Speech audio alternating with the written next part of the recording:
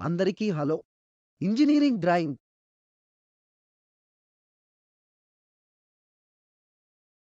మరియు కంప్యూటర్ గ్రాఫిక్స్‌పై మా ఎన్‌పీటీఈ online certification కోర్సులకు స్వాగతం. నేను ఐఐటి ఖరగపూర్ నుండి రాజారాం. లెక్చర్ నంబర్ 4కు మీకు స్వాగతం. లెక్చర్ 3లో మనం సాంకేతిక డ్రాయింగ్ యొక్క ప్రాథమిక కోణాలను మరియు డ్రాయింగ్ షీట్ యొక్క లేఅవుట్‌ను చూడటానికి ప్రయత్నిస్తాము. మరియు మనం 3 ప్రాథమిక కొలతలు మరియు వాటి టర్మినాలజీతో లెక్చర్ ముగించాం. దాని కోసం మనం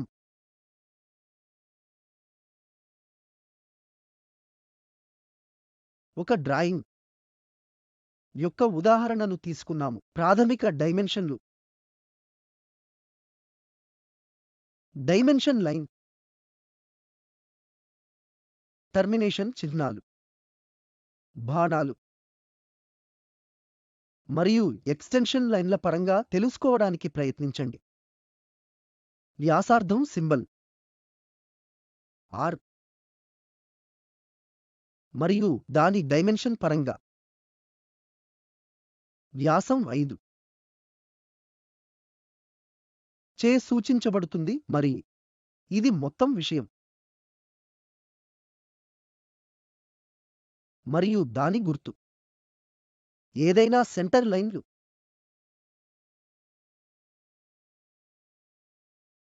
డాష్ పొడవైన డాష్ డాట్ మరియు డాష్ ఉంటే ఈ పొడవైన డాష్ తరువాత పొట్టి డాష్ మరియు రిఫరెన్స్ డైమెన్షన్ని ఎలా సూచించాలో కూడా మనం నేర్చుకున్నాం.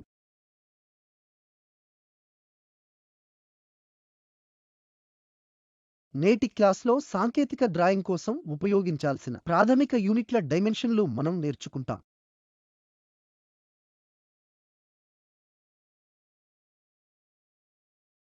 అమెరికన్ ఆచరణలో ఇది అంగుళాలు, దశాంశ అంగుళాలు, ఫ్రాక్షనల్ అంగుళాలు, అడుగులు మరియు ఫ్రాక్షనల్ అంగుళాల ప్రకారం ఉంటుంది. భారతీయ ప్రమాణాలు బ్యూరో ఆఫ్ ఇండియన్ స్టాండర్డ్స్ కోసం మనం ఎస్ఐ యూనిట్లను లేదా ఖచ్చితంగా చెప్పాలంటే మిల్లీమీటర్లను ఉపయోగిస్తాము.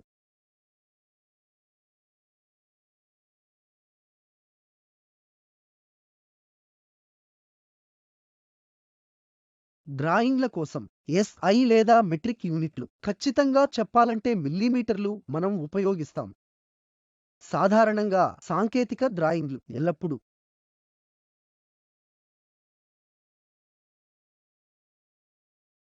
కలిగి ఉంటాయి. ఇది అన్ని డైమెన్షన్లు మిమీలో ఉంటాయి అని తెలుపుతూ ఉంటుంది. డ్రాయింగ్లో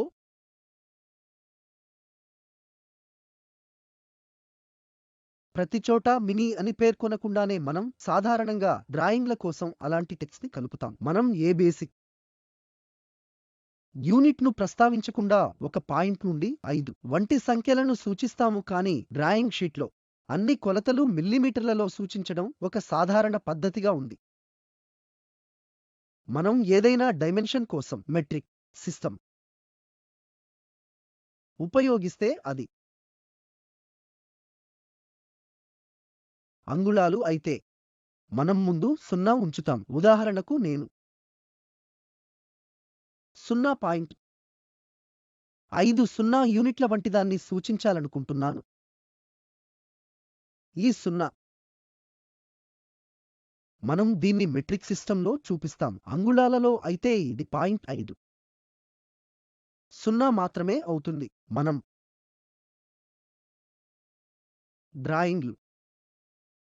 డ్రాయింగ్ షీట్లను చూస్తున్నప్పుడల్లా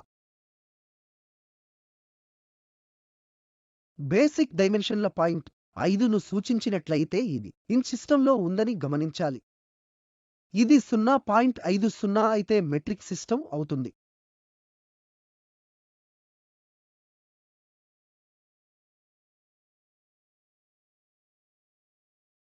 కాబట్టి నేను చెప్పినట్లుగా ప్రతి డైమెన్షన్ తో యూనిట్లు చేర్చబడలేదు డ్రాయింగ్పై. ఒక గమనికతో ఉపయోగించిన యూనిట్లను పేర్కొనండి. పేర్కొనకపోతే అన్ని డైమెన్షన్లు ఏం ఉంటాయి యూనిట్లను సూచించడానికి. ఇది ఒక రకమైన టెంప్లేట్.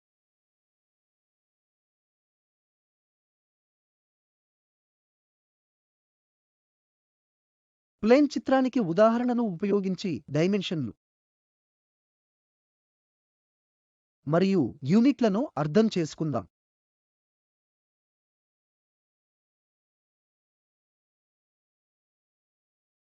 ఇక్కడ మనకు స్టైర్ కేస్ డ్రాయింగ్ ఉంది. ఉదాహరణకు ఇది డ్రాయింగ్గా ఇచ్చిన స్టైర్ కేస్.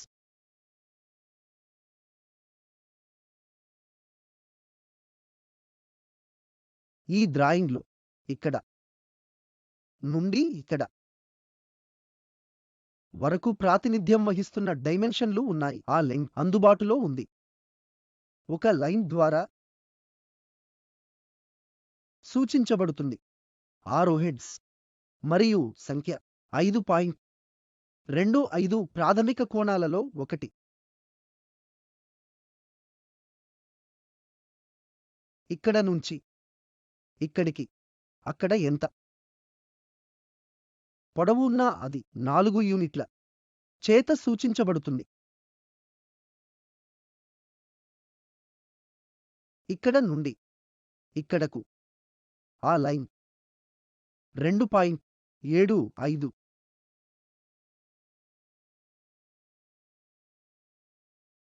గమనించండి, మనం డైమెన్షన్లు వస్తువు వెలుపల చూపిస్తున్నాం. వెలుపల, లోపల కాదు.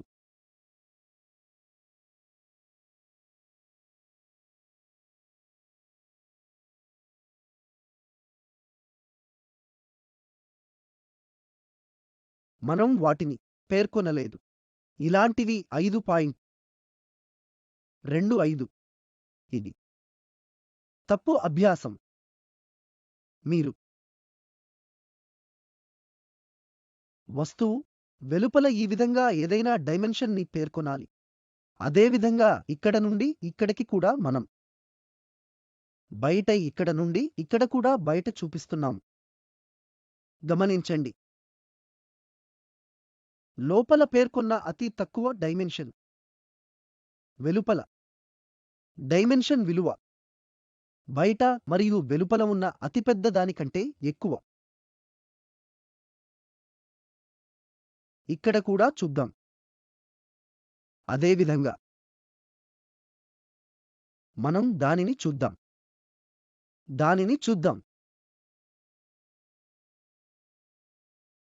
కాబట్టి లోపలి వివరాలు. మనం ఈ డైమెన్షన్ ని కూడా చూపించవచ్చు, ఎందుకంటే ఇది కనీసం 10 మిల్లీమీటర్ల పొడవు వరకు మనం దానిని నిర్వహించవచ్చు. కాబట్టి చక్కగా యారో హెడ్స్ తో నిరంతర లైన్ ను డ్రా చేయవచ్చు. ఆ అంతరం తక్కువ అయితే అప్పుడు దానికి బదులుగా లోపల చూపించడానికి సిఫార్సు చేయబడిన పద్ధతి కాదు. మనం దానిని బయట నుండి చూపిస్తాం. ఇది అతి తక్కువ డైమెన్షన్ 0.75. తదుపరిది ఇక్కడ నుండి వరకు ఈ ఎత్తు వరకు ప్రొజెక్షన్ ఎత్తు. నిలువు విషయం ఇది 1.5. ఇక్కడ నుండి ఇక్కడికి ఈ విధంగా 2.5.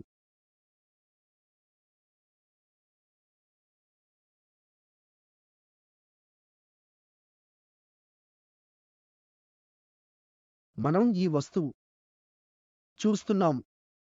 ఒక అడుగు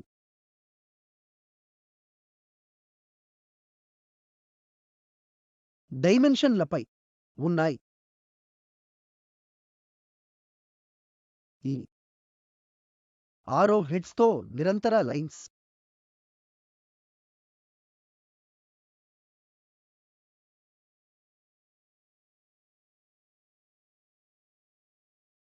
రెండు డి వస్తువు వంటి ప్లేన్ వస్తువుకు బదులుగా ఇది సిలిండ్రికల్ వస్తువు అయితే దానిని చూద్దాం. ఇక్కడ షీట్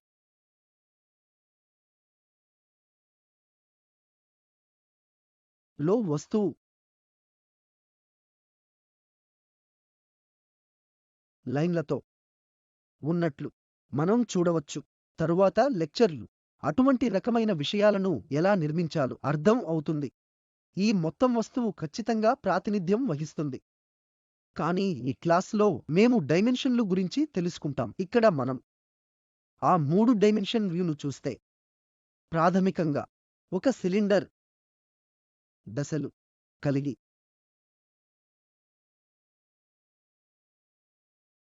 ఉండి మరియు తరువాత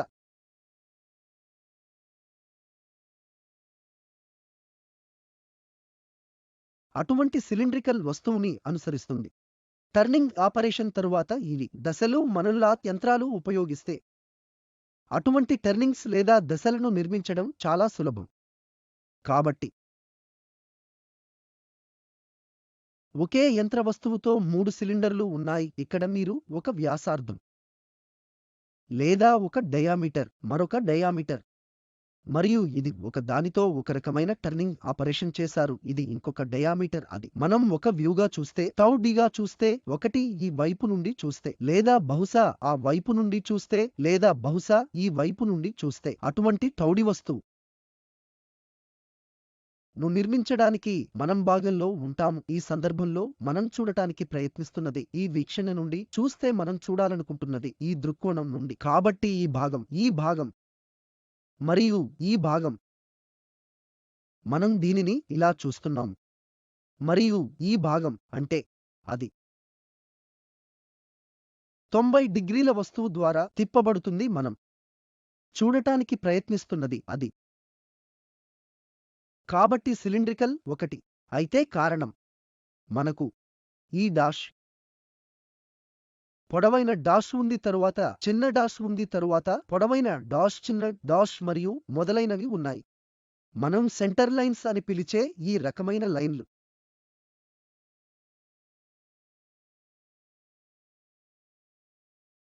మనం అటువంటి రకమైన సెంటర్ లైన్లను చూసినప్పుడల్లా ఇది ఈ సిలిండ్రికల్ వస్తువులకు సిలిండర్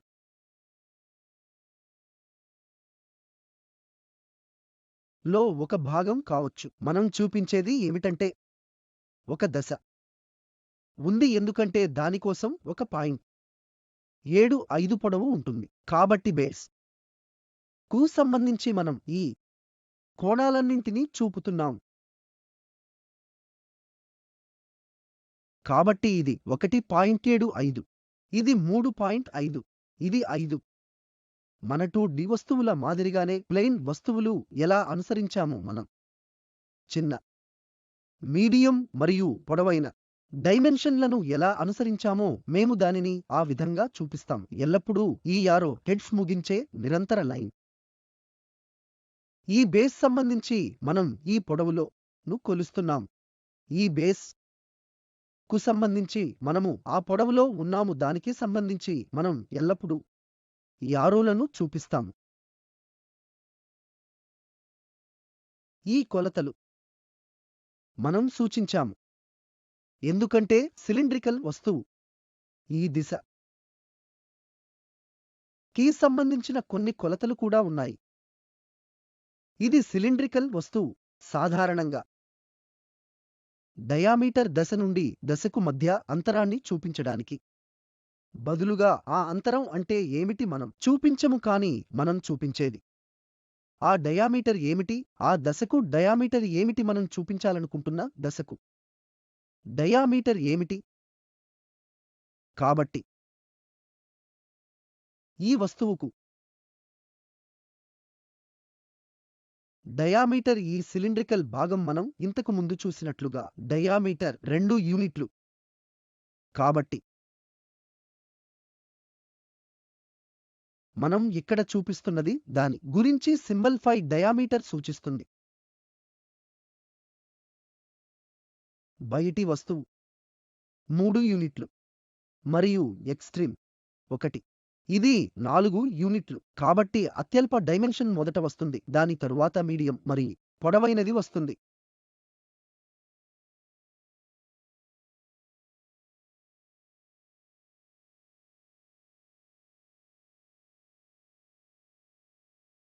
మనకు కోణాలు ఇంక్లైన్ భాగాలు ఉంటే మళ్ళీ ఈ కోణాలను సూచించడానికి స్టాండర్డ్ టర్మినాలజీను ఉపయోగించాలి. ఉదాహరణకు ఈ వస్తువును చూద్దాం. ఇది 2D వస్తువు లేదా 3D సిలిండ్రికల్ వస్తువు. ఎందుకంటే మనకు ఏ సెంటర్ డాష్ లైన్లు లేవు. బహుశా ఇది ప్లానార్ ఆబ్జెక్ట్గా ఉండాలి. ఇది ఒకటి. ఇక్కడ ఈ సూచన లైన్కు సంబంధించి మనం దానిని 2.5 యూనిట్లు గా చూపిస్తున్నాము మరియు ఇక్కడ నుండి ఇక్కడ మనం దీనిని 4 గా చూపించబోతున్నాం. దీనిని 4 గా కూడా చూపిస్తుంది, కానీ ఈ కొలతలు చూపించే ప్రామాణిక అభ్యాసం. ఎందుకంటే ఈ 2.5 ఏమైనప్పటికీ మనం చూపించాలి మరియు మనం చూపించగల సూచన లైన్కు సంబంధించి ఇది చాలా సులభం. 4 వంటి యూనిట్లు. ఇది డ్రాయింగ్ను సులభతరం చేస్తుంది. కాబట్టి ఆ వైపు చూపించడానికి స్టాండర్డ్ పద్ధతులు ఈ ఇతర డైమెన్షన్తో అనుసంధానించబడి ఉన్నాయి. దీన్ని చూపించడంలో తప్పు లేదు. అయితే ఇది ప్రామాణిక పద్ధతి కాదు. ఇప్పుడు మనం ఈ పొడవు కూడా నిర్వచించాలి. కాబట్టి మనం ఇక్కడ ఒక యూనిట్ 1.00 గా చూపిస్తున్నాం. ఇది మనం 2.5 గా చూపిస్తున్నాం. ఈ విధంగా కూడా చూపించవచ్చు. కానీ స్టాండర్డ్ పద్ధతులు, ఎందుకంటే ఏమైనప్పటికీ మనం డైమెన్షన్లలో ఒకటి చూపుతున్నా అదే దిశలో అవసరమైన ఇతర డైమెన్షన్ చూపటం ఎల్లప్పుడూ మంచిది. కాబట్టి ఇది సరైన మార్గాన్ని సూచించే సరైన మార్గం.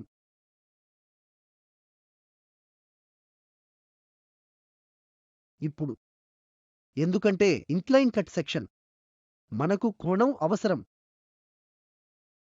కాబట్టి ఈ కోణాలను చూపించడానికి 2 మార్గాలు ఉన్నాయి.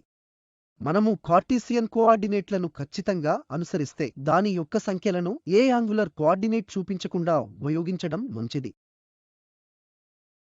తరువాతి ఉదాహరణలో మనం ఆ కోణాలను సూచిస్తున్నప్పుడు కనిపిస్తుంది. ఈ బేసిక్ డైమెన్షన్లు 2.5, 4.0 మరియు ఈ 1.25 ఈ ఇంక్లైన్ పోర్షన్ని సూచించడానికి సరిపోతుంది. ఎందుకంటే మనం ఇప్పటికే ఈ 2.5 ను ఈ విధంగా చూపుతున్నాం. మనకు ఇక్కడ ఎటువంటి డైమెన్షన్ అవసరం లేదు. ఈ కొలతలు సూచించే కాంపాక్ట్ లేదా కనిష్ట మార్గంలో దీన్ని అనుసరించాలి. కాబట్టి అవసరమైన అన్ని డైమెన్షన్లను చూపించాలి. ఈ ప్రయత్నాలను తగ్గించడానికి పద్ధతులను అర్థం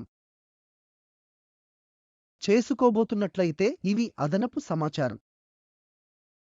కాబట్టి మనం దీన్ని కూడా 4.0 చూపించవచ్చు. ఏమైనప్పటికీ మనం దానిని ఆ వైపు చూపుతున్నాం కాబట్టి అన్ని అవసరమైన డైమెన్షన్లో లేదు. ఇక్కడ మనం ఇప్పటికే 2.5 చూపిస్తున్నాము కాబట్టి డైమెన్షన్ ఆ విధంగా అవసరం లేదు. కాబట్టి డైమెన్షన్ సూచించే కనిష్ట మార్గం. అదే ఉదాహరణ కోసం నేను ఇంక్లైన్ కోణాలను ఉపయోగించాలనుకుంటే, కాబట్టి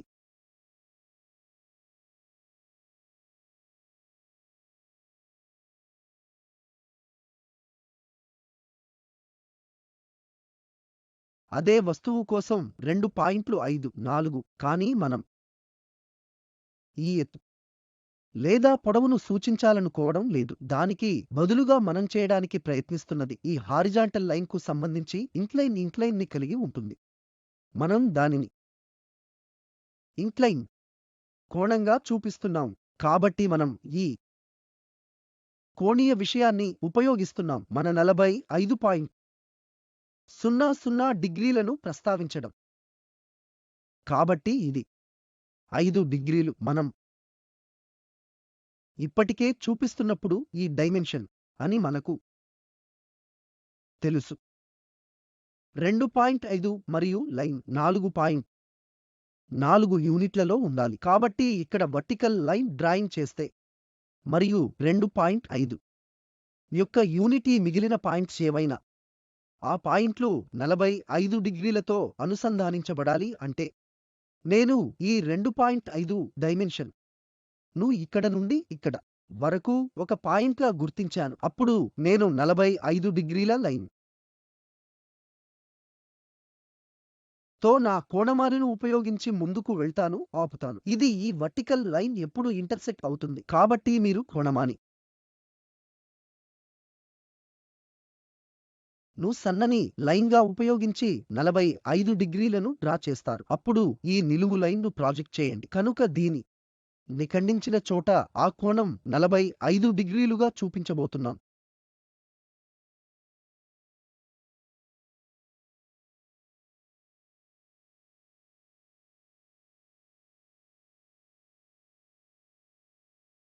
కొన్నిసార్లు మనకు చెంఫిర్స్ అనే చిన్న భాగాలు ఉన్నాయి. మనం ఏదైనా వస్తువులను తీసుకుంటున్నట్లయితే ఈ వస్తువులకు చాలా పదునైన మూలలు ఉండకపోవచ్చు. మనకు ఉన్నట్లుగా ఏదో ఒకటి ఉంటుంది. ఉదాహరణకు నేను టేబుల్ అంచుని కలిగి ఉండాలనుకుంటున్నాను. ఈ మూలలు వాటిని నివారించడానికి మంచిది. కాబట్టి వారి ప్రయోజనం కోసం మేము కట్ రకమైన విభాగాలను ఉపయోగిస్తాము. అయితే వాటిని మనం చంఫెరైన్ అని పిలుస్తాము. కొన్నిసార్లు గుండ్రని మూలలను కూడా చంఫెరైన్ కాదు, కానీ మన సాంకేతిక కోర్సు సమయంలో మనం దాని గురించి తెలుసుకుంటాం. కాబట్టి మనకు ఆ రకమైన చిన్న కట్లు ఉన్నప్పుడు మనం వీటిని చంఫెరైన్ అని పిలుస్తాము. ఉదాహరణకు మీరు సిలిండ్రికల్ వస్తువులను తయారు చేయాలనుకుంటున్నట్లు, కానీ మనం నేరుగా ఈ రకమైన భాగానికి వెళ్ళలేము. ఖచ్చితమైన వర్టికల్ కట్ వలె మరియు అక్కడకు వెళతాము. దానికి బదులుగా మనం క్రమంగా మన మెషిన్ టూల్ ఉపయోగిస్తాం.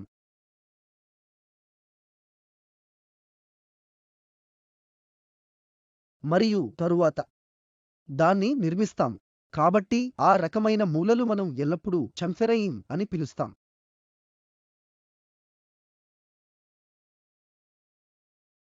కాబట్టి చాంఫెర్ ఎందుకంటే మనము 45 డిగ్రీలను చూపుతున్నాం. ఉదాహరణకు మరియు ఆ చాంఫెర్ నుండి ఈ సూచన బేస్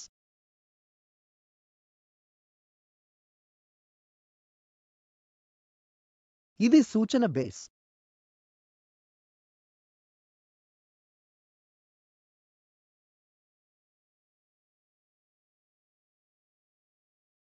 కాబట్టి ఆ కోణం మనం 45 డిగ్రీలుగా చూపిస్తున్నాం.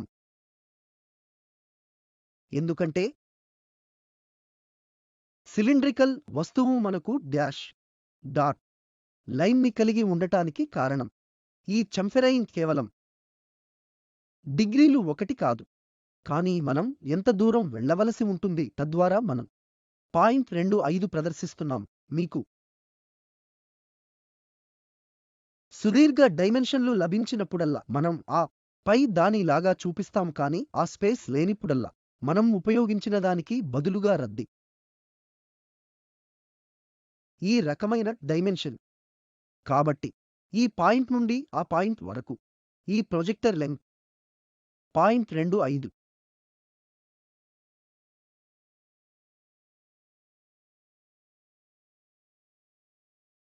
అందులో ఆర్క్లు ఉంటే ఈ డైమెన్షన్లు చూపించడంలో జాగ్రత్తగా ఉండాలి. ఉదాహరణకు మనకు ఒక మూల ఉంది.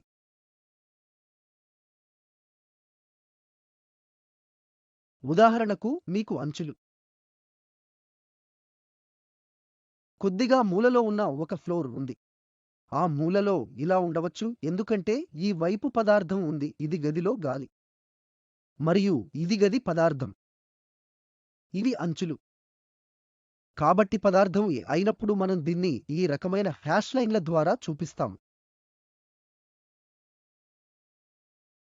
ఇది పదార్థం ఉందని సూచిస్తుంది మరి ఉందని సూచిస్తుంది. వైపు పదార్థం లేదు. ఉదాహరణకు మీరు కట్ విభాగాలు వస్తువు కలిగి ఉన్నప్పుడు ఉదాహరణకు దీర్ఘచతురస్రాకార బ్లాక్ తీసుకుందాం. 3D1 ఇది పెట్టే ఐరన్ బాక్స్ సాలిడ్ బ్లాక్ కావచ్చు. కాబట్టి ప్రతిచోటా పదార్థం ఉంది. ఇప్పుడు నేను అది ఆ ఫ్రేమ్ మీద ముక్కలను కోయాలనుకుంటున్నాను. కాబట్టి నేను దానిని 2 భాగాలుగా నిజంగా కట్ చేయాలనుకుంటే వాటిని వేరు చేయాలి. ఇది ఒక భాగం మరియు మరొక భాగం, ఇది వెనుక భాగం. 1B భాగాన్ని పిలవండి, ముందు భాగం. నేను B పార్ట్ చూపించాలనుకుంటే మనం దానిని ఈ రకమైన హ్యాషెస్ ద్వారా చూపించాలి, ఎందుకంటే పదార్థం వంటి ఏదైనా అందుబాటులో ఉంటే మనం హ్యాష్ ద్వారా చూపుతున్నాము మరియు పదార్థం అక్కడ లేదు కాబట్టి మనం హ్యాష్ చూపించలేదు. అయితే మనకు 6 యూనిట్లలో ఏ వ్యాసార్థం మరియు ఈ R సింబల్ కారణంగా దాని వ్యాసార్థం ఉన్నాయి. కాబట్టి ఈ వ్యాసార్థం ఉన్నప్పుడు మనం దానిని ఆ విధంగా చూపించాలి. ఇది ప్రాథమిక 6 యూనిట్లను చేయగలదు, ఇది 10 యూనిట్లు కావచ్చు. యూనిట్లు ఏమైనప్పటికీ మనం ముందుకు వెళ్తాం. ఇక్కడ మరొక ఉదాహరణ మనకు మళ్ళీ వ్యాసార్థం R19 ఉంది.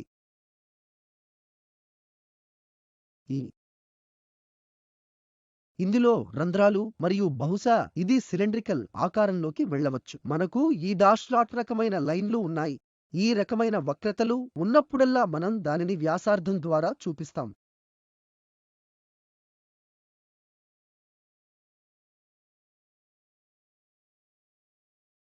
ఈ కొలతలు వివరంగా ఉండాలి అని చూపించాలి. ఉదాహరణకు ఇక్కడ మనం డ్రాయింగ్ తీసుకుంటున్నాము. ఒక ఉదాహరణ డ్రాయింగ్ షీట్. ఇక్కడ ఒక వస్తువు ప్రస్తావించబడింది. Title block. బహుశా పదార్థం అక్కడ ఉంది ఈ హ్యాషింగ్ చేయడానికి కారణం. మరియు మనం చూపించాలనుకుంటున్న ఇంట్రికేట్ వివరాలు ఉన్నాయి. ఉదాహరణకు దీనిని చూద్దాం. ఈ చిన్న ఎరుపుది. మనం విస్తృతంగా ఈ డ్రాయింగ్ షీట్ యొక్క వైపులు చూస్తే, కాబట్టి మనం ఆ ఇంట్రికేట్ కొలతలు కూడా ప్రస్తావించాలనుకుంటున్నాము. మనం దానిని ప్రత్యేక మైనదిగా చూపిస్తున్నాము. స్పష్టమైన కట్ డైమెన్షనింగ్. ఇది 0.05 యూనిట్ల R కలిగి ఉంది. మనం ప్రత్యేకంగా చూపించాలనుకుంటున్న ఏదైనా ఇంట్రికేట్ విషయాలు డైమెన్షన్లు అని మనం పిలిచేది. అప్పుడు సర్కిల్గా చుట్టుముట్టడం మరియు దానిని చూపించడం వంటి ప్రత్యేక విషయం. మరియు మనం చూడగలిగే ఇతర ప్రాథమిక కొలతలు ఇక్కడ ఉన్నాయి. ఎందుకంటే సిలిండ్రికల్ వస్తువు కారణం డయామీటర్ మరియు మొదలైనవి.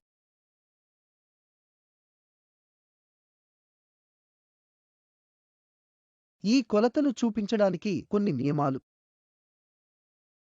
మనం స్కీమాటిక్ ను చూద్దాం. ఇక్కడ ఎలియస్ మరియు మొదలైనవి కొన్ని నిరంతర లైన్ ద్వారా చూపించబడతాయి, కొన్ని డాష్ డాట్ లైన్లు, రంధ్రం ఉన్న కొన్ని డాష్ డాట్ లైన్లు. కాబట్టి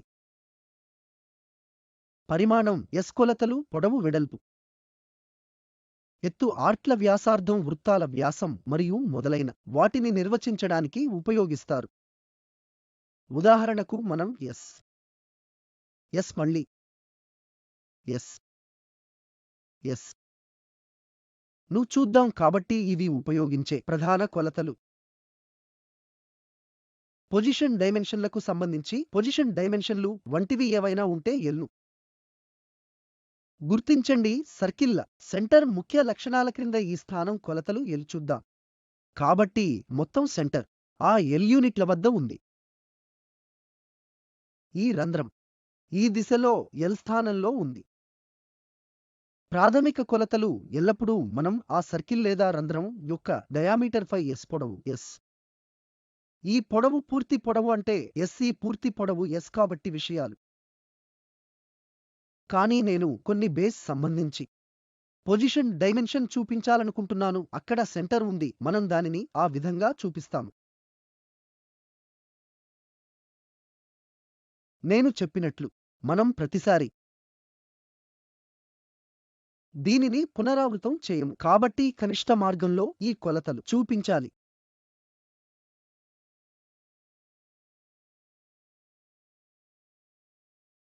కొన్ని నియమాలు. దాని క్యారెక్టరిస్టిక్ షేప్ చూపిన దృష్టిలో డైమెన్షన్ ఫీచర్. కాబట్టి డైమెన్షన్ల ద్వారా ప్రధాన ఫీచర్లు తెలియజేయాలి. ఆంగ్ల భాగాలు మిమీలో దశాంశ పాయింట్లు భిన్నాలు కాదు. మెట్రిక్ భాగాలు దశాంశాలతో మిమీలో డైమెన్షన్లు. యూనిట్లు పరిమాణం సంఖ్య నుండి తొలగించబడతాయి ఎందుకంటే అవి సాధారణంగా మిల్లీమీటర్లలో ఉన్నట్లు అర్థం అవుతాయి. కాబట్టి అన్ని డైమెన్షన్లు ఏఎన్లో ఉన్నట్లుగా మనం చెప్పాము. ఆ రకమైన స్టాండర్డ్ ప్రోటోకాల్ మనం ఒక పాయింట్ 0 ఏఎన్ను వ్రాయడానికి బదులుగా ఉపయోగిస్తాం. వస్తువు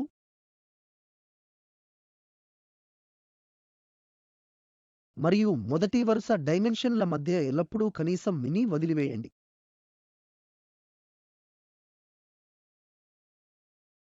మనం మరొక ఉదాహరణను చూద్దాం. ఇక్కడ మనకు ఒక వస్తువు ఉంది. ఇది వస్తువు డైమెన్షన్లు ప్రస్తావించబడిన విషయం.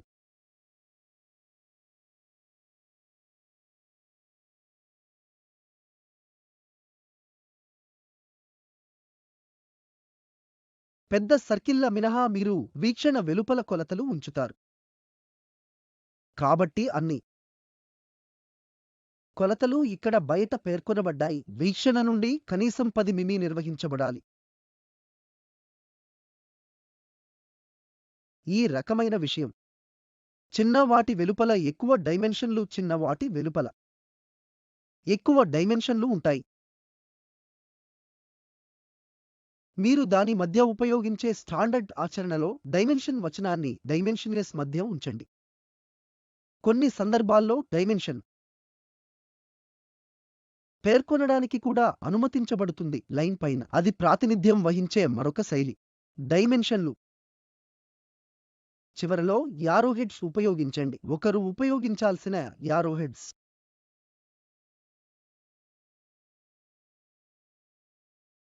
చివరి ఉదాహరణతో ఈ సెషన్ ముగిద్దాం. ఇక్కడ నేను మీకు 2 వేర్వేరు చిత్రాలు చూపిస్తాను. ఏ మరియు బి. వీటిని ప్రదర్శించడానికి దారైన మార్గం ఏది? చిత్రం ఏ మరియు చిత్రం బి చూద్దాం. చిత్రం బి తప్పుగా ఉంది. చిత్రం ఏ తో పోలిస్తే చిత్రీకరించడానికి మార్గం కాదు. ఎందుకు? మనం చర్చించిన నిబంధనలను గుర్తుంచు చేసుకుందాం. అది విచ్ఛిన్నం చేసే నియమం.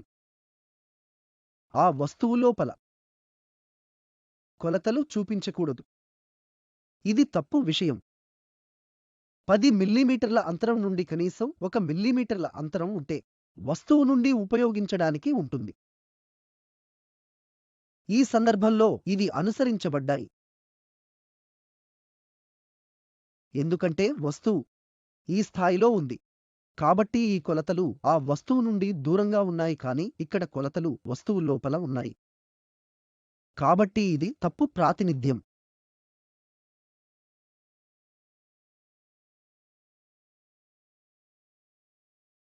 కాబట్టి నేటి క్లాస్లో వాటిని ఎలా సూచించాలో సూచించే కొలతలు చూడటానికి మనం ప్రయత్నిస్తాం. మరియు స్తూపాకార వస్తువుల కోసం మరియు సమతల వస్తువుల కోసం ఈ డైమెన్షనింగ్కు సంబంధించిన కొన్ని నియమాలు ఏమిటో చూడటానికి ప్రయత్నిస్తాం. తదుపరి క్లాస్లో సహనతలు గురించి మనం మరింత నేర్చుకుంటాం మరియు ఈ సహనాలను ఎక్కడ ఉపయోగిస్తారో అవి ఎందుకు ముఖ్యమైనవో తెలుసుకుందాం. మీకు చాలా కృతజ్ఞతలు.